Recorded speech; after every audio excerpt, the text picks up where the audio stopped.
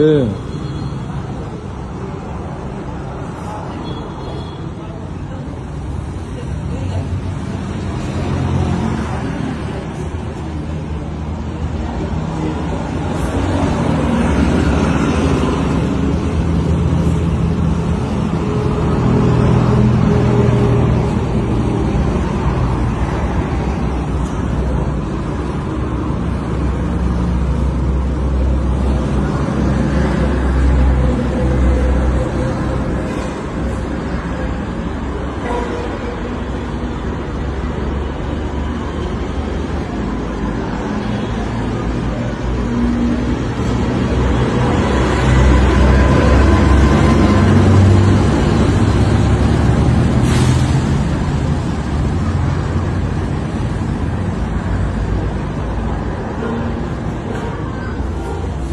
reka mbahe ikaze nanone ngira ngo murabizi ko nabemereye ko tuzajya tunanyuzamo tugakora namwe mu makuru ya entertainment cyane cyane hari gucicikana hano ku mihanda.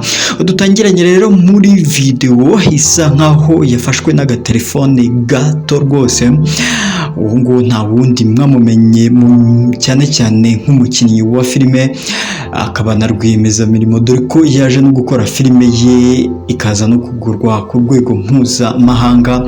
Na wundi akaba yitwa Sorba, mwamumenye nk'umukinnyi wa filime nka Sorba, akaba ariko nanone ari no muhanzi. Mbibutse ko yagize no gushyira indirimbo ye hanze, yewe agashyira n'indi hanze, bivuze ngo afite indirimbo ebyiri hanze. Rero akaba azwi nanone nk'umuhanzi, akaba akina nanone muri filime ya Kiraman cyangwa se kwa Kiraman Empire.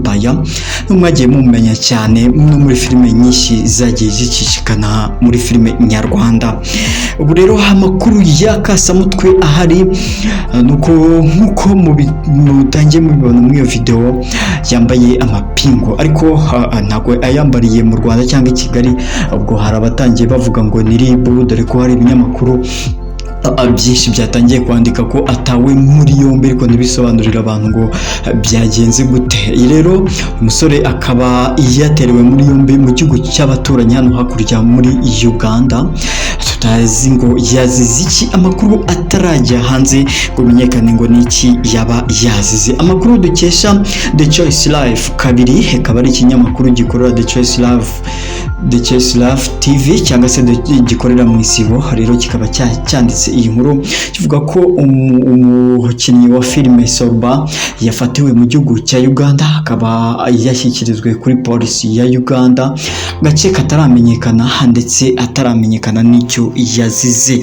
Amakuru menshi akaba agamye gucicikana avuga ko uyu musore rero yabazize ibyaha bigiye bitandukanye biri kuviola amategeko y'igihugu cya Uganda ndetse no gushaka kurwana. Ariko andi makuru ari ku mihanda y'abamotari akaba avuga ko uyu Sorba ashobora kuba ngo yaba yageze muri Uganda mu buryo butemewe n'amategeko. Ikindi kandi akaba yashatse gukoresha izina rye mu nyungu ze bwite, ariko makuru ntago yemewe n'ari ku mihanda nyine ari kuvugwa n'abantu nk'uko muzi abantu bagira rumazi.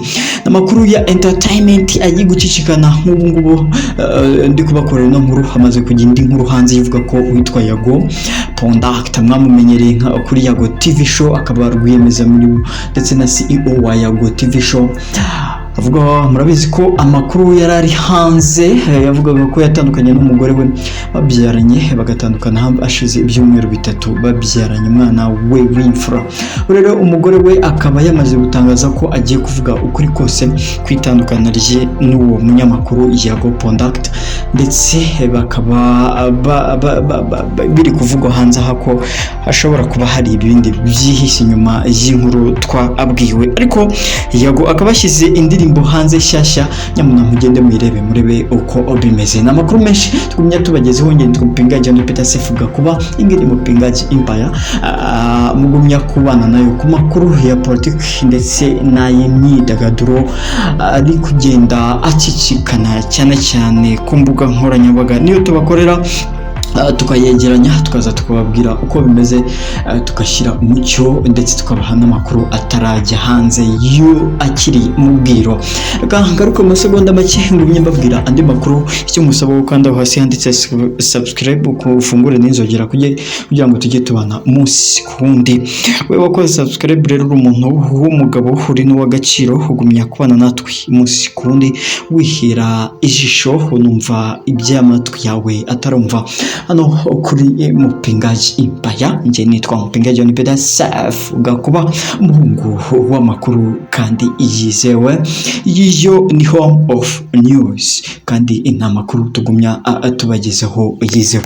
Ngaruka mu kanya twikoze hano hakuri Goma ibya M23 ndetse ni Idoha, ese byo bimeze gute? Wowe ntujye kure, byose uzajya ubisanga hano kuri Mupingaji Empire.